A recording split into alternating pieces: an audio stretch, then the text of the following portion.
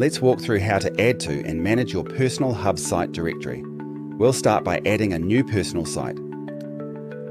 Click Add Personal Site to open the new site screen. Give your site a clear display name like My Edlinks and add a logo and brief description so users know what it's about.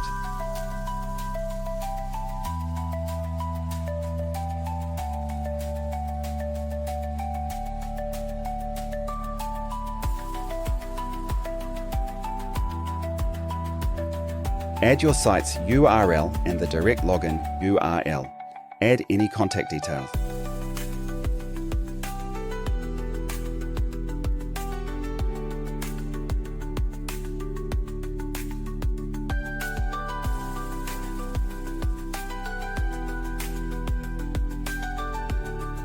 Finally, add your social links, additional contacts by clicking Add or Import from your Google account, and finally, pick the right categories.